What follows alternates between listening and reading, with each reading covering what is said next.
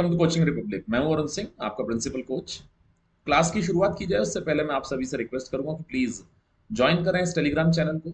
और अगर आपने अभी तक हमारा यूट्यूब चैनल सब्सक्राइब नहीं किया तो प्लीज इसे सब्सक्राइब करें। अगर आपको हमारी क्लासेस, हमारे वीडियोस पसंद आते हैं तो प्लीज लाइक करें, कमेंट करें, शेयर करें, and do not forget to press the bell icon so that you can get the notification of our upcoming videos and upcoming classes. आज की इस क्लास में हम सभी लोग कोशिश करेंगे यूपीएससी सीएससी जीएस का 2022 का जो प्री एग्जाम का पेपर है, पेपर 1, उसको सॉल्व करने की। और अपनी तरफ से पूरी सावधानी बरतते हुए हम इसका सॉल्यूशन ट्राई कर रहे हैं। फिर भी मैं आप लोगों से कहना चाहूंगा कि अगर किसी तरह की कोई गलती हो तो उस चीज के लिए हमें क्षमा करें। शुरुआत करते हैं। In this question, let's consider the following crops. Which one is the most important anthropogenic source of both methane and nitrous oxide?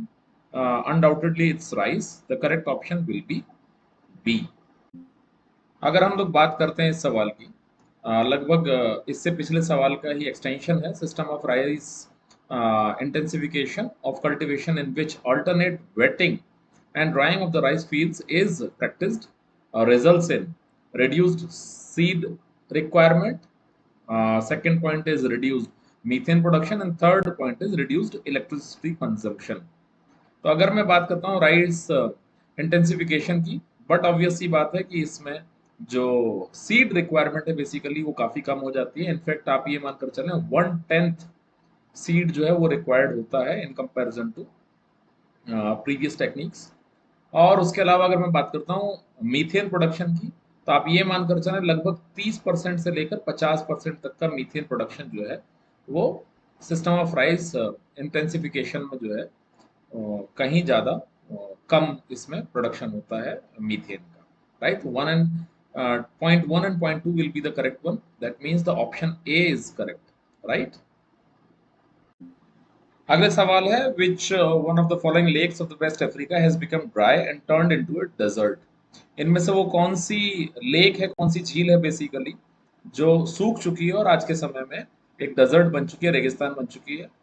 तो लेक फेग्यूबियन बेसिकली वो लेक है जो आज के समय में पूरी तरीके से डेजर्ट में कन्वर्ट हो चुकी है। पिछले 1520 सालों के दौरान ये परिवर्तन आया है जो बहुत तेजी के साथ हुआ है। तो correct answer will be B. अगर इस सवाल की बात करी जाए जिसमें पूछा गया Gandikota canyon of south India was created by which one of the following river, इनमें से कौन सी वो नदी है बेसिकली जो ये कैनियन बनाती है? तो वो है Pennar river which is situated in Andhra Pradesh, if I am not wrong. तो C must be the correct answer of this question. इस सवाल की अगर बात करें तो इसमें पूछा गया कंसीडर द फॉलोइंग पेयर्स। एक तरफ है पीक्स और दूसरी तरफ है माउंटेन्स। मैच मेकिंग का ये सवाल है। इसमें बताया गया है नामचा बारवा। Namcha Barwa is situated in Arunachal Pradesh. That means this is not correctly matched. Nanda Devi is situated in Kumayu Himalaya. Absolutely correct. But Nokrek is not in Sikkim Himalaya. It is situated in Meghalaya. It's again wrong. Only 2 is the correct pair, correct match. B will be the correct option. Right. Next question is the term lament, often heard in the news, roughly corresponds to which one of the following regions? Region, अगर मैं लिमेंट की बात करता हूँ basically ये Turkey, जिसको आज के समय में टर्किया के नाम से जाना जाने लगा। मैंने कल ही एक न्यूज का नोटिफिकेशन देखा था। I am not very much sure about it. उसके पूर्व में पड़ने वाली एक जगह है। तो we can go with the option A, region along the eastern Mediterranean shores. Right, A will be the correct answer. अगला जो क्वेश्चन है उसमें पूछा गया consider the following countries, Azerbaijan, Kyrgyzstan, Tajikistan, Turkmenistan, Uzbekistan. Which of the above have borders with Afghanistan. इनमें से वो कौन कौन से देश हैं जिनका बॉर्डर बेसिकली अफगानिस्तान के साथ लगता है? तो इसमें सबसे पहला ऑप्शन अजरबैजान को आप पूरी तरीके से अलग कर सकते हैं क्योंकि 2 4 6 महीने, लगभग 8 10 महीने पहले इनफैक्ट आप लोगों ने न्यूज सुनी होगी अजरबैजान में जो डिस्टर्बेंसेस चल रही थी, और उसमें से एक भी न्यूज इस तरह की नहीं थी जो अफगानिस्तान के बॉर्डर से किसी भी तरीके से जुड़ी हुई हो। खैर आप नक्शा खोलकर देखेंगे तो Azerbaijan doesn't share its border with Afghanistan. रही बात किर्गिस्तान की, अगर मैं गलत नहीं हूं तो किर्गिस्तान में इंडियन एयरफोर्स का शायद कोई बेस है। और हिंदुस्तान को जो अफगानिस्तान गेहूं पहुंचाना पड़ता है पाकिस्तान से डिस्प्यूट्स के बाद, तो हम लोगों को रास्ता लेना पड़ता है बेसिकली चाबहार पोर्ट का। वहां से जरंज तक हमारा गेहूं जाता है बाई ट्रेन, और जरंज से फिर एक हाईवे है जो दलेराम पे जाकर मिलता है, वहां तक जाता है बाई रोड। जरंज से लेके दलेराम तक की जो रोड है वो भी हिंदुस्तान ने डेवलप की है, इनफैक्ट चाबहार पोर्ट भी इंडिया ने डेवलप किया है। दलेराम जो शहर है it's situated on the garland road, जिसमें कि अलग अलग शहर आते हैं। दलेराम हो गया, और आपका काबुल हो गया, कांधार हो गया, मज़ार शरीफ हो गया, और एक शहर कोई और भी है। 5 इंपॉर्टेंट शहर हैं अफगानिस्तान के, वो उस पर पड़ते हैं। तो अगर किर्गिस्तान से इसका बॉर्डर लग रहा होता तो हमें इतनी सारी परेशानियां उठाने की जरूरत नहीं थी, हम लोग किर्गिस्तान से बड़े आसानी से चीजों को भेज सकते थे। राइट, तो किर्गिस्तान भी अपना बॉर्डर अफगानिस्तान के साथ शेयर नहीं करता है, but yes Tajikistan, Turkmenistan and Uzbekistan, ये तीनों देश ऐसे हैं जो अफगानिस्तान के साथ अपना बॉर्डर शेयर करते हैं। तो तीसरा, चौथा और पांचवा, यानी कि C will be the correct answer. Right, very interesting question. With reference to India, consider the following statements. Monazite is a source of rare earths. Monazite contains thorium. Monazite occurs naturally in entire Indian coastal sands in India. And in India, government bodies only can process or export monazite. ये 4 sentences हैं। Which of the statements given above are correct, इन चारों में से कौन सी चीज बिल्कुल सही है? तो monazite is a source of rare earth minerals, absolutely correct, first statement is बिल्कुल सही। अगर मैं दूसरे स्टेटमेंट की बात करता हूँ, मोनाजाइट कंटेन्स थोरियम, लगभग 25 से 30% थोरियम होता है बेसिकली मोनाजाइट में, बिल्कुल सही जवाब। Monazite occurs naturally in entire Indian coastal sense in India, this is wrong actually. पूरे के पूरे भारत का जो तटीय इलाका है उसमें मोनेजाइट नहीं मिलती है उसकी सैंड में। ये मिलेगी आपको केरला में मिल जाएगी, आंध्र प्रदेश में मिल जाएगी, झारखंड में मिल जाएगी, उड़ीसा में मिल जाएगी, तमिलनाडु में मिल जाएगी, लेकिन पूरे कोस्टल एरिया में ये नहीं मिलती है, जैसे गुजरात में बिल्कुल नहीं मिलती है। ठीक है, and in India government bodies only can process और export monazite, this is absolutely correct. IREL is the body जो जिसके पास ये अधिकार है। इंडियन रेयर अर्थ लिमिटेड कुछ तो भी करके उसकी फुल फॉर्म है IREL, जो बेसिकली इसको प्रोसेस कर सकती है और मोनेजाइट को जो है एक्सपोर्ट कर सकती है।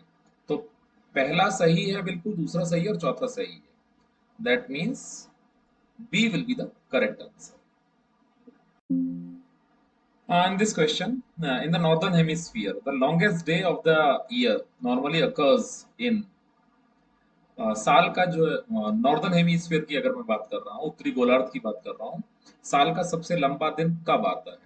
साल का सबसे लंबा दिन होता है बेसिकली नॉर्दर्न हेमीस्फीयर में समर सोलिस्टिस, और जिसको कहा जा सकता है मेरे ख्याल से 21 June is the correct answer. 21 जून को जो है सबसे लंबा दिन होता है नॉर्दर्न हेमीस्फीयर का साल का। First half of the month of June यानी 15 तारीख या उससे पहले पहले बिल्कुल नहीं। Second half of the month of June यानी 15 तारीख से लेकर 30 तारीख तक बिल्कुल सही जवाब। राइट, तो B will be the correct answer. This was very direct question, very basic question it was actually, और इसका जो जवाब है वो है ऑप्शन बी। ये सवाल बेसिकली मैच मेकिंग का क्वेश्चन है। Consider the following pairs, wetlands oblique lakes और location. Hokera wetland Punjab, Renuka wetland Himachal Pradesh, Rudrasagar lake Tripura and Sasthamkotta lake in Tamil Nadu.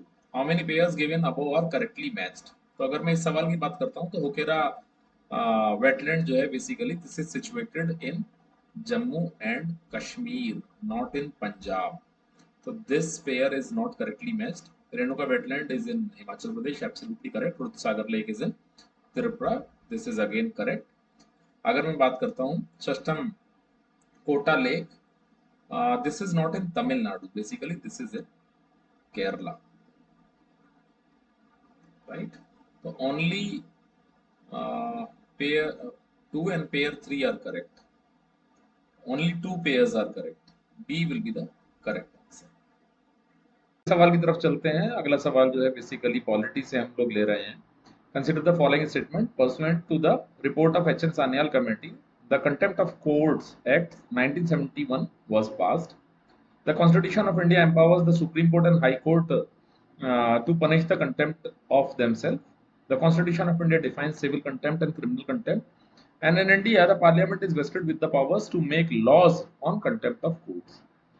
तो बेसिकली अगर हम लोग इस साल के क्वेश्चन पेपर की बात करते हैं, जिसमें स्पेशली अगर मैं पॉलिटी की बात करूं, तो करंट अफेयर्स से रिलेटेड ऐसा नहीं है कि बहुत ज़्यादा कुछ है।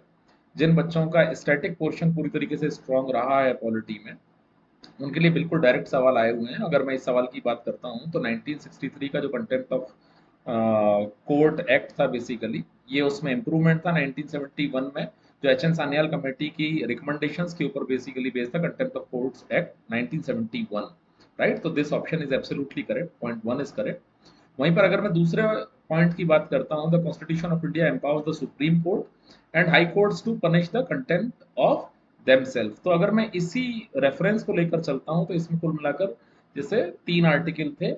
एक हो गया 129, फिर उसके बाद आता है आपका 142, और फिर आगे 215। अगर मैं 129 की बात करता हूं, तो इसमें सुप्रीम कोर्ट जो है कंटेम्प्ट ऑफ कोर्ट की सिचुएशन में पनिश कर सकता है। 142 में ये इसी चीज को बेसिकली इन्वेस्टिगेट करने के लिए बोल सकता है। वहीं पर अगर मैं आर्टिकल 215 की बात करता हूं, तो वहीं पर हाई कोर्ट जो है basically that can punish in case of contempt of court, right. तो option 2 will be correct one, right, whereas option 3 and option 4 will not be correct। तो इसका मतलब सीधा सीधा ये हुआ कि A will be the correct answer, right। अगला सवाल है, with reference to India consider the following statements: government law officers and legal firms are recognized as advocates, but corporate lawyers and patent attorneys are excluded from the recognition as advocates. This is absolutely correct, absolutely wrong, because government law officers and legal firms are recognized as advocates। इसमें किसी तरह की कोई परेशानी वाली बात नहीं है। But corporate lawyers and patent attorneys are excluded from the recognition as advocates। अब इसमें हम लोग सबसे पहले स्टेटमेंट को देख लेते हैं, but corporate lawyers are excluded, which is absolutely wrong। In fact ये थोड़ा सा ट्रिकी है। फॉर एग्जाम्पल, अगर कोई कॉर्पोरेट लॉयर है, कोई लॉयर है जो किसी कॉर्पोरेट के लिए काम करता है, अगर वो लॉयर उस कॉर्पोरेट को काम करते हुए उसी कॉर्पोरेट को रिप्रेजेंट करता है, he will be considered as advocate, right. लेकिन अगर वो लॉयर उस कॉर्पोरेट में काम करते हुए किसी दूसरी फर्म के लिए एडवोकेसी करने की कोशिश करता है, then in such a situation he will be excluded from the recognition as an advocate. तो ऑप्शन 1 विल बी रॉन्ग, क्योंकि कॉर्पोरेट लॉयर को एडवोकेट माना जाएगा अगर वो अपनी ही लॉ फर्म के लिए एडवोकेसी कर रहा है तो, राइट। वहीं पर अगर मैं दूसरे पॉइंट की बात करता हूं, bar council have the power to lay down the rules relating to legal education and recognition of the law colleges। Absolutely correct, there is no doubt about it, option B will be the correct one। Consider the following statements: a bill amending the constitution requires a prior recommendation of the president of India। पूरी तरीके से गलत। अगर मैं बात करता हूँ 117 की या 274 की इन आर्टिकल्स के अकॉर्डिंग, कहीं पर भी ऐसा मेंशन नहीं है कि किसी भी तरह के कॉन्स्टिट्यूशनल अमेंडमेंट के लिए किसी तरह की प्रायर रिकमेंडेशन की जरूरत है प्रेसिडेंट ऑफ इंडिया के द्वारा। तो point 1 will be absolutely wrong. When a constitution amendment bill is presented to the president of India, it is obligatory for the president of India to give his or her assent। बिल्कुल सही। जैसा मैंने कहा था कि इस बार polity के questions बिल्कुल डायरेक्ट आए हैं आपके स्टैटिक सिलेबस में से, और उन्हीं में से ये एक सवाल है। बिल्कुल सही पॉइंट है, पॉइंट नंबर 2 भी। वहीं पर तीसरे पॉइंट की तरफ बढ़ते हैं, constitution amendment bill must be pass by both the Lok Sabha and the Rajya Sabha by special majority, and there is no provision for the joint sitting. बिल्कुल सही। इसमें किसी तरीके से मुझे लगता नहीं किसी भी तरीके से कुछ भी सोचने की आवश्यकता है। दूसरा और तीसरा पॉइंट बिल्कुल सही है, B will be the correct option for this question. अगले सवाल की हम लोग रुख करते हैं। Consider the following statements: The Constitution of India classifies the ministers into four ranks, with cabinet minister, minister of state with independent charges, minister of state and deputy minister। इसमें ये कहा गया है कि हिंदुस्तान की कैबिनेट में जो constitution of India basically Hindustan की कैबिनेट में केवल 4 तरह की मिनिस्टर्स की रैंक को ही डिफाइन करता है, जो पूरी तरीके से गलत है। इसमें कई रैंक्स हो सकती हैं। सबसे ऊपर हो गया प्राइम मिनिस्टर, उसके अलावा डेप्यूटी प्राइम मिनिस्टर भी हो सकता है अगर जरूरत पड़ती है, जैसे चौधरी चरण सिंह डेप्यूटी प्राइम मिनिस्टर हुआ करते थे किसी जमाने में। उसके अलावा देवीलाल डेप्यूटी प्राइम मिनिस्टर रहे हैं, लाल कृष्ण आडवाणी जो है वो डेप्यूटी प्राइम मिनिस्टर रहे हैं। उसके बाद आपका कैबिनेट मिनिस्टर्स आ गए, उसके अलावा मिनिस्टर ऑफ स्टेट आ गए, minister of state with independent charges आ गए, minister of state and deputy ministers, अलग अलग तरह की। तो कैटेगरीज आर मोर देन 4, तो first point will be absolutely wrong. वहीं पर अगर हम लोग दूसरे पॉइंट को डिस्कस करते हैं, the total number of ministers in the union government including the prime minister shall not exceed 15% of the total number of members in the Lok Sabha. एक जमाना ऐसा हुआ था जिस समय पर सरकार बनाने के लिए लगातार खरीद फरोख्त हुआ करती थी, और खरीद फरोख्त में एक करेंसी काम किया करती थी, मिनिस्टरशिप की। छोटी छोटी पार्टीज मिनिस्ट्रीज के लालच में अपना सपोर्ट दिया करती थी एक बड़ी पार्टी को, और जो कोएलिशन फॉर्म होता था उसमें मिनिस्ट्रीज रिश्वत की फॉर्म में दी जाया करती थी। तो उस चीज को एनडीए लेड गवर्नमेंट में उस पर नकेल कसने के लिए बेसिकली ये नियम बनाया गया कि 15% से ज्यादा जो basically total number of members हैं इन द लोकसभा, उसके 15% से ज्यादा लोग मिनिस्टर्स नहीं बन सकते। तो second point will be correct one, तो B will be the correct option, right. ये सवाल की तरफ हम लोग अपना रुख करते हैं, which of the following is और are the exclusive powers of Lok Sabha. इनमें से ऐसी कौन सी चीज है जो केवल और केवल लोकसभा की पावर है। सबसे पहला ऑप्शन इसमें दिया गया है to ratify the declaration of emergency. Lok Sabha नहीं, ये बेसिकली प्रेसिडेंट की पावर होती है, राइट, ना कि लोकसभा की। तो पहला ऑप्शन हमारा पूरी तरीके से गलत। To pass a motion of no confidence against the council of ministers, this is absolutely correct. ये लोकसभा की ही पावर है exclusive. To impeach the president of India, article 61 के तहत बेसिकली अगर राष्ट्रपति के इम्पीचमेंट या महाभियोग की बात होती है, तो ये मोशन दोनों सदनों में से किसी में भी लेकर आया जा सकता है, राज्यसभा में भी और लोकसभा में भी, यानी अपर हाउस में भी और लोअर हाउस में भी। तो ये केवल और केवल लोकसभा की बात नहीं है, तो ये राज्यसभा में भी आ सकता है और लोकसभा में आ सकता है। तो 3 विल बी रॉन्ग। पहला गलत होगा, तीसरा गलत होगा, केवल दूसरा सही होगा, यानी कि B will be the correct answer, right. With reference to anti defection law in India, consider the following statements. The law specifies that a nominated legislator cannot join any political party within 6 months of being appointed to the house. पूरी तरीके से गलत है, direct question है, बिल्कुल join कर सकता है। The law does not provide any time frame within which the presiding officer has to decide a defection case. Yes, absolutely correct. Only B will be the correct answer, right? Polity में इस बार बहुत ज़्यादा direct सवाल आए हुए हैं, और मेरे ख्याल से ये एक गोल्डन अपॉर्चुनिटी है सारे एस्पिरेंट्स के लिए कि उन्हें बहुत ज़्यादा जो करंट अफेयर्स थे उसके वेब से मुक्ति मिली होगी शायद इस पेपर में। इस सवाल की अगर हम बात करते हैं, इसमें कहा गया consider the following statements. Attorney general of India and solicitor general of India are the only officers of government who are allowed to participate in the meetings of the parliament of India. पूरी तरीके से गलत, क्योंकि attorney general जो है basically, although ये किसी भी हाउस का मेंबर नहीं है, ना अपर हाउस का ना लोअर हाउस का, बावजूद इसके attorney general of India is allowed to participate in the meetings of government of India, right, of the parliament, right, whereas Solicitor General of India is not allowed to participate in those meetings, right. So option 1 will be absolutely wrong, whereas according to the Constitution of India, the Attorney General of India submits his resignation when the government which appointed him resigns. जैसे ही government खत्म हो जाती है तो attorney general को भी basically अपना resignation देना ही पड़ता है। Option 2 is the correct one, तो B will be the correct option, right. इस सवाल की अगर हम लोग बात करते हैं, with reference to the writs issued by the courts in India, consider the following statements. Mandamus will not lie against private organisation unless it is interested with the public duty. बिल्कुल सही जवाब। अगर कोई भी प्राइवेट ऑर्गेनाइजेशन है उसके संदर्भ में बेसिकली मैंडेमस तभी आ पाएगा जब कोई पब्लिक ड्यूटी के साथ जो है उसका किसी तरह का कोई रिश्ता होगा और जिस चीज को पूरा नहीं हो पा रहा होगा। वहीं पर अगर मैं बात करता हूँ, mandamus will not lie against a company even though it may be a government company, this is absolutely wrong. Whereas the third option, any public-minded person can be petitioner to move the court to obtain writ of quo warranto. Absolutely correct. Option point 1 and point 3 are absolutely correct, whereas point 2 is not correct. Point or 1 or point 3, that means C will be the correct answer. As other questions, this is again a very direct question.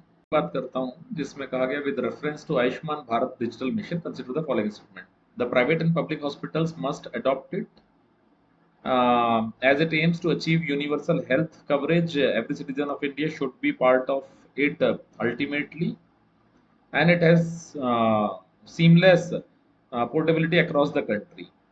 Only third option will be the correct one, क्योंकि इसका किसी भी चीज से कोई लेना देना नहीं है हॉस्पिटल से या पब्लिक हेल्थ से, राइट। आयुष्मान भारत डिजिटल मिशन का जो लेना देना है basically that is related to the digitization and it has seamless portability across the country. So third option will be the correct one. B is the correct answer for this question from my point of view. इस सवाल की अगर हम लोग बात करते हैं जिसमें with reference to deputy speaker of Lok Sabha consider the following statement. Deputy speaker के बारे में हम लोग बात कर रहे हैं। As per the rules of procedures and conduct of business in the Lok Sabha, the election of deputy speaker shall be held on such date as the speaker में फिक्स। Absolutely correct. स्पीकर जिस दिन कहेंगे उस दिन deputy speaker के लिए basically चुनाव होगा, उस दिन उनको चुना जाएगा बेसिकली। तो first point will be the correct one. There is a mandatory provision that the election of a candidate as deputy speaker of Lok Sabha shall be from either the principal opposition party or the ruling party। बिल्कुल गलत। तीसरे option की तरफ बढ़ते हैं। The deputy speaker has the same power as the speaker when presiding over the sitting of the house and no appeal lies against his ruling। बिल्कुल सही जवाब। बात ये नहीं है कि उस समय पर चेयर पर अध्यक्षता कौन कर रहा है, who is chairing the house, वो स्पीकर है या वो डेप्यूटी स्पीकर है। उनकी ताकत उस समय पर बिल्कुल पूरी तरीके से समान होती है। अगर डिप्टी स्पीकर एक ऐसे मौके पर अध्यक्षता कर रहे हैं सदन की जिस समय पर स्पीकर वहां पर मौजूद नहीं है, तो उनकी ताकत पूरी तरीके से, उनकी पावर्स जो है पूरी तरीके से सेम रहेंगी स्पीकर महोदय के, right. Third option will be the correct one. The well established parliamentary practice regarding the appointment of deputy speaker is that the motion is moved by the speaker and duly seconded by the prime। absolutely wrong। ठीक है। only 1 and 3 will be the correct one। that means the option A will be the correct, right। thank you। मैं एक बार फिर से मैं आप सभी लोगों से रिक्वेस्ट करूंगा कि प्लीज ज्वाइन करें इस टेलीग्राम चैनल को, और अगर आप लोगों ने हमारा यूट्यूब चैनल अभी तक सब्सक्राइब नहीं किया तो प्लीज सब्सक्राइब करें, हमारे वीडियोस को लाइक करें, कमेंट करें, शेयर करें और बेल आइकन को जरूर प्रेस करें ताकि आप लोगों को अपकमिंग क्लासेस के नोटिफिकेशंस मिलते रहें।